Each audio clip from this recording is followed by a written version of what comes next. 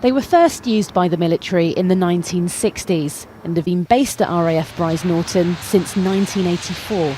I've flown the VC10 for the majority of my Air Force career, 4 tours. VC10s have been used for air transport, aeromed, VIP tasking and air-to-air refuelling. And they've done each of those tasks with a degree of dignity and pride and excellence.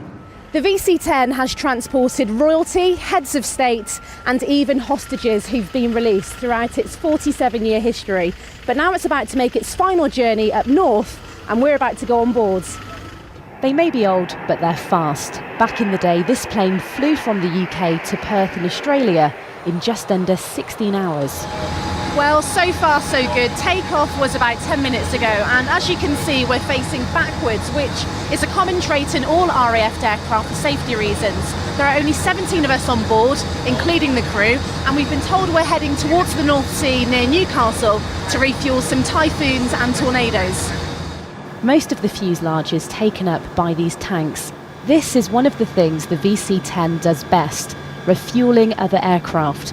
These tornadoes have flown from RAF Lossiemouth in northern Scotland. If you look at this area here, you can see just how old this plane looks. This is a 4-man flight deck made up of 2 pilots, a flight navigator and an engineer. It's very different to modern aircraft, which only requires 2 pilots. And if you look at the controls, it's pretty much all manually operated.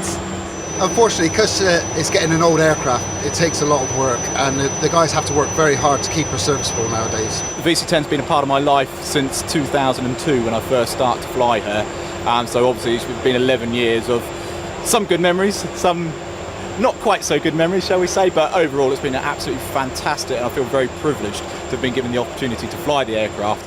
This may be the last sortie, but there will be one final journey to museums in Leicestershire and Surrey. Oh man, I'm sad. I'm really sad. Adina Campbell, BBC South.